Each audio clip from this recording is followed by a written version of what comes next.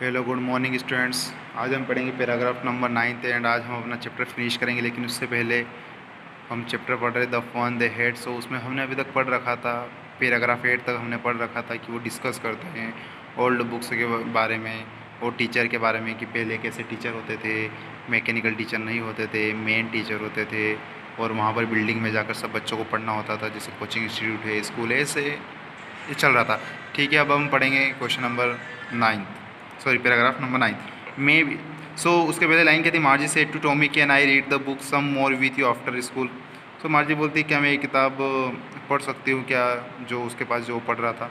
So 9 maybe he said nonchalantly, मतलब उसने कहा नॉन चैलेंटली मतलब कोई इंटरेस्ट ना लेते हुए, मतलब ऐसे ही कहा कि क्या कहा, मे बी ही सेड मतलब क्या, हाँ ऐसे मतलब उसकी इच्छा नहीं थी। He walked away whistling the dusty old book tucked beneath his arm, और वो वहाँ से चला गया अपनी बुक को हाथ में लेके, जैसे जैसे हम बुक को हाथ में लेके चलते हैं, एक दो बुक जिसको हम हाथ में ले लेते हैं। Margie went into the school room, it was right next to her bedroom. So Margie भी अपने स्कूल रूम में चली जाती है, जो कि घर पे ही था, उसके बेडरूम के आगे वाले बेडरूम था, उसके आगे था। And the mechanical teacher was on and waiting for, जो मैकेनिकल टीचर था वो वेट कर रहा था उसका। It was always on at the time same, on at the same time every day except Saturday and Sunday. So जो mechanical teacher होता है वो डेली अपने सही टाइम पर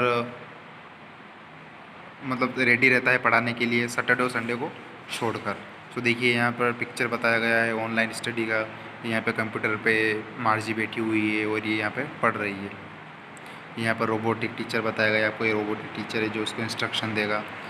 because her mother said little girl learn better if they learn at regular hours. तो उसकी mummy कहती है अगर तुम रोज़, जो लिटिल गर्ल मतलब मार्जी को बोलती है कि रोज़ पढ़ोगी तो रेगुलर पढ़ोगी तो मतलब अच्छा सुधार आएगा, अच्छे से पढ़ पाओगी।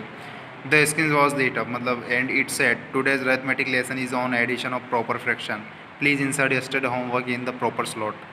सो जैसे स्क्रीन ओपन होती है वहाँ पर जो रोबोटिक टीचर रहता है वो बोलता है कि आज हम अरिथमेटिक पढ़ेंगे, लेकिन उससे पहले क्या बोलता है कि जो कल का होमवर्क था वो आप प्रॉपर स्लॉट में अपलोड करो।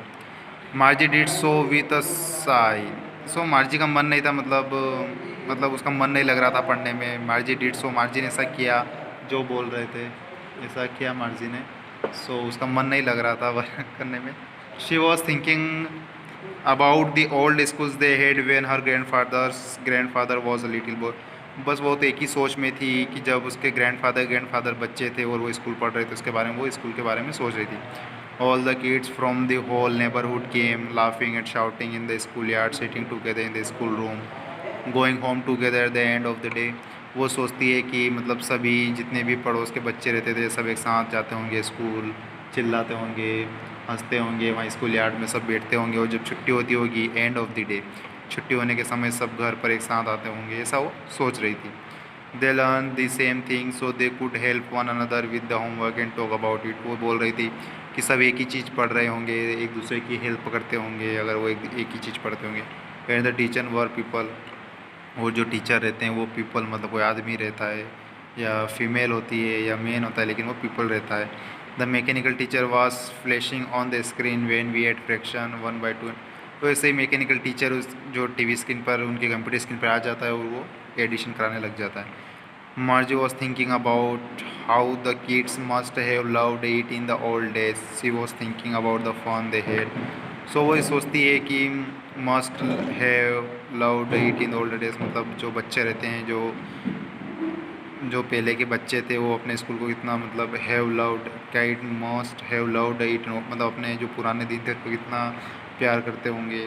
She was thinking about the fun they had, और वो सोच रही थी कि उस समय कितने उनके जो मज़े होंगे, मतलब कितना फ़न किया होगा उन्होंने उस समय ओल्ड में, ऐसा वो सोच रही थी।